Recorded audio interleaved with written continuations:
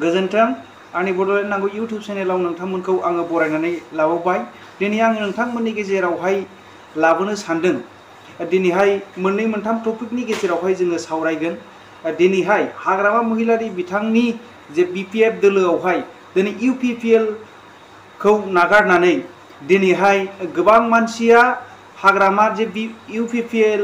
निफ्राय नागारनानै हाग्रामानि BPF आवसो जोङो जयनिं लानायखौ नुदों। जोङो स्टाडि खालामनानै नायोब्ला आरो गोबां जोङो राजनितिफोरखौ जोङो नायोब्ला जे सरकारावसो गोबां मानसिफ्रा लोब लोब बे जयनिं जानायखौ जोङो नुनो मोन्दोंमोन। मानि थाखाय दिनैहाय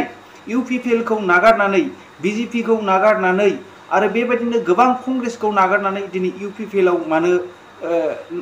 UPPL खौ नागारनानै दिनै BPF आवहाय दिनै मानो जयनिं जाखो?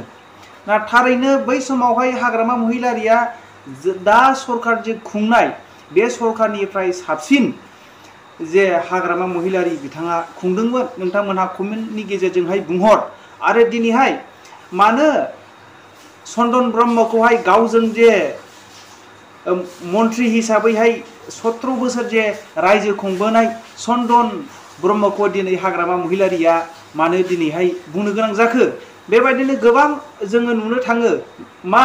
बिथाङाबो दिनै पलिटिकेलनि लाभाखौहाय नायनानै गावनि पार्सनालिटी जे डेभेलपमेन्टखौ नायनानै दिनै चन्दन ब्रह्मआ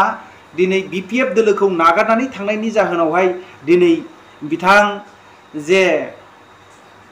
चन्दन ब्रह्मखौहाय हाग्रामा महिलारी बिथाङा दिनैहाय बेबायदि बाथ्रा बुंनो गोनां जाबाय। आरो दिनै मस्ट वेलकाम होननानै दिनैहाय एमानुएल बिथांखौहाय बिथाङा दिनैहाय जयनिं जाफैसिगोन BJP सरकारखौ नागारनानै होननानै बिथाङा बुंदों। मा जोङो स्टाडि खालामनानै नुहुरो मा दिनैहाय बिथांमोना BJP सरकार आरो UPPL सरकारखौहाय मोजां जागोन साननानै दिनै BPF खौ नागारनानै थांदोंमोन। दानाय बिथांमोननि जे रावखौहाय जोङो नायोब्ला बिथांमोनखौ जोङो स्टाडि खालामनानै नायोब्ला जोङो नुनो मोनो रायजो राजाफोर सिगांनि BPF सरकार खुंनाय समावहाय पावार फांसना बारामोन होननानै जोङो दिनै स्टाडि खालामनानै जोङो मोननो हायो। रायजो राजाफोर नोंथांमोना कमेन्ट खालामनायनि गेजेरजों बुंहर दानि सोलिबाय थानाय सरकारा साबसिन ना सिगांनि सोलिबाय थानाय जे BPF सरकारा साबसिन? नोंथांमोना कमेन्ट खालामहर। मा नोंथाङाबो दिनै BPF दोलोआवहाय गुबुन पलिटिकेल हान्जानिफ्राय नागारनानै जयनिं जानो गोसो जायो नामा? दिनै हाग्रामा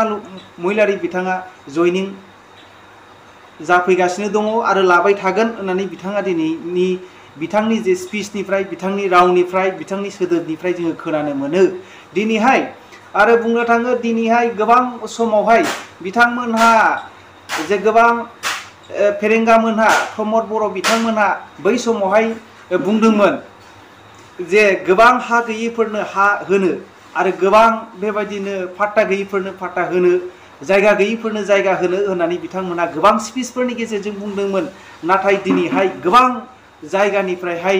दिनै जोङो एफेक्सन खालामनाय होखारनाय न' सावग्लुंनाय न' बोसिनानै होनाय बुफायनानै होनाय बेफोरखौ जोङो उल्था नुयो। दिनैहाय जोङो BTC एक्टनि 2003 आव जे जोङो एकर्ड खालामनानै लाबोदोंमोन बे समावहाय गासै हानि मोनथाय जे जायगायाव दङ रायजो जादों बे रायजो जानाय थानाय जे मानसिफ्रा दिनैहाय बे जायगायावनो थानो मोनगोन होननानै दिनैहाय एकर्डआवहाय लाबोनाय दङ। नाथाय दिनै बिथांमोनहा बे एकर्डखौ मिथिया नामा जे 2008निफ्रायसो जे फेरेंगा मोनहा दिनैहाय BTC आव फैदों। ओंखायनो बिथांमोनहा बे नियम निथि आरो रेगुलेसन आरो बे मा होनो बिथांमोनहा एग्रिमेन्टखौ मिथिया होननानै जे हाग्रामा महिलारी बिथाङा बुंदों। नोंथांमोनहा खोनासंनानै नाय। बेयो नियम 2003 सननि 10 फेब्रुवारिसिम जेसेबां जाथिफोर दङ राजबंशी जा मुस्लिम जा बा जेसेबां जाथि जनगोष्ठी दं बयबो BTC नि बासिन्दा। बियो आयेनगत भाबै स्वीकृति मोननाय 2003 सननि 10 फेब्रुवारिसिम जायफोर दं बयबो BTC नि मानसि होननानै आरो जाय जेरै दं एरै थानो हागोन बिदि होननानै मोनसे आयेन पास जाखाबाय। बे आयेन मथेसो आं बुंदों फेरेंगाया जिहेतु 2003 सननि 10 फेब्रुवारियाव फेरेंगाया बे BTC ओनसोलाव गैयामोन। ओंखायनो बेखौ फरेनार आरो आमार बिटिसिनि जोंनि बिटिसिनि थाखाय बियो फरेनार बहिरागत होनना बुंदों आरो उपाय गैया जाहाथे बियो दिनै हानि फाट्टा होनो नागारै मानसिफोरखौ होखारगासिनो दं हा फाट्टा होनांगौ बेखौसो बुंदों आङो हा फाट्टा होनांगौ बिसोर माने हा फाट्टा होनाया माने गावनि हाखौ हगारनानै होनाय बादि मोनो प्रमद बर'आ बा फेरेंगामोन बादिया आरो आङो आयेनगत भाबै बुंदों हानि फाट्टाखौ बयबो मोननांगौ अधिकार दं बयबो मोनगोन बास हानि फाट्टा होनो नागारै बियो दिनै होखारनोसो नाजादों नङा आं आयेनगत भाबै जिखिनि जायो बेखौ बुंदों आरो फेरेंगानाव नटिसआथ' मास फेरेंगानाव जोंनि बिटिसि सरकार दानाय लोगो लोगो फेरेंगाया प्रमाण होनांगोन बियो 2003 सननि 10 फेब्रुवारिनि आगोलनिफ्रायनो दंफैखायो होननानै प्रमाण होबानोथ' जोब्बाय बुंनांगौ जेबो गैया किन्तु बियो 2008 आव फैदों होननानैसो आं मिथिगौ अकल इमानुएल मुसाहारीर कथा नकबि बहुत বিজেপিৰ লিডাৰ UPPL লিডাৰে আমাৰ দলত জইন কৰিবলৈ আমাৰ লগত যোগাযোগ কৰি আছে অকল আপুনি ইমানুৱেলৰ কথা নকব বহুত লিডাৰ এনেকুৱা ইমানুৱেল নিচিনা বহুত লিডাৰে বিজেপি ত্যাগ কৰি পেলাই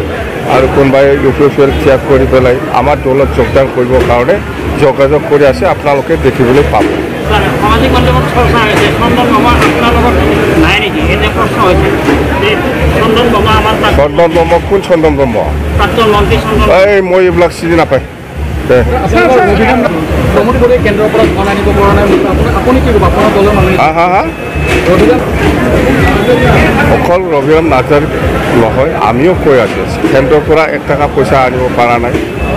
দিছপুৰৰ পৰা যিখিনি পইচা পাইছে সেইটোকে ভালকৈ ব্যৱহাৰ কৰা নাই এই কাৰণে সি আজি হিচাপ দিব পৰা নাই জানে পইচাটো যেনেকৈ নিয়ম নীতি হিচাপে ব্যৱহাৰ কৰিব লাগিছিল এই নিয়ম নীতিটো সি মানে কৰিব পৰা নাই আৰু যেনেকৈ ইউজ কৰিব লাগে এনেকৈ ইউজ কৰা নাই বেলেগ বেলেগ কামতহে ইউজ কৰিছে সেইকাৰণে আজি 3 বছৰ হ'ল দিছপুৰলৈকে কোনো পইচা টাকাৰ হিচাপ দিব পৰা নাই প্ৰমোদ বড়োই এইটোতো UPPL AGP আৰু বিজেপি এলায়েন্সত আছে সিহঁতে এলায়েন্স মতেহে খেলিব কোনটোবা চিটকো এৰি দিব কোনটোবা চিটটো খেলিব এইটো এলায়েন্সৰ ধৰ্ম আমিতো এলায়েন্স নাই কাৰো লগত না ইণ্ডিয়া এলায়েন্সত আছে না ইণ্ডিয়া এলায়েন্সত আছে আমি কাৰো লগত নাই সেইকাৰণে আমি ইণ্ডিপেণ্ডেণ্টলি য'তে ত'তে খেলিব পাৰে দেই থেংক ইউ আজি ইয়াত দৰংগাজুলি আৰু নাগৰজুলি দুটা সমষ্টি লৈ এই কুমাৰীকাটা বাজাৰত জইনিং চেৰিমনিয়েল প্ৰগ্ৰাম হৈছে ইয়াত কমেও 1500তকৈ বেছি আজি জইনিং কৰিলে বেছিভাগ UPPLৰ হয় আৰু লগতে কিছু আৰু বিজেপিৰো আছে আৰু UDFৰো আছে কংগ্ৰেছৰো আছে আৰু GSP 4-5টা দলৰ কৰ্মীসকলে আমাৰ BPF দলত আজি জইনিং কৰিছে বেছিভাগ UPPLৰ আৰু এনেকুৱা জইনিং প্ৰগ্ৰামত মই যেটো দেখিবলৈ পাইছে মানে ম্যাক্সিমাম UPPL 80% UPPL সাপোৰ্টাৰ বা UPPLৰ কৰ্মী বা UPPLৰ দায়িত্ব থকা লিডাৰসকলে আমাৰ দলত যোগদান কৰি আছে আৰু অহাকালিও মই নিশ্চয় পাব এনেকুৱা লিডাৰ অহাকালি আমাৰ বিজনেছ আছে কণ্টিনিউ আছে আমাৰ প্ৰগ্ৰামবিলাক আৰু যিখিনি জইনিং চেৰিমনিয়েল যেটো মই দেখিবলৈ পাইছোঁ ভাল আমাৰ BPF দলৰ যেটো মানে সাইনটো ভাল বেয়া দেখা নাই মই খুব পজিটিভ দেই এইখিনি কথা BPF দলে সিদ্ধান্ত লোৱা আছে CWC BPF দলে কোনো দলৰ লগত এলায়েন্স নকৰিব দৰং ওদালগুৰিতো আমি কেণ্ডিডেট দিম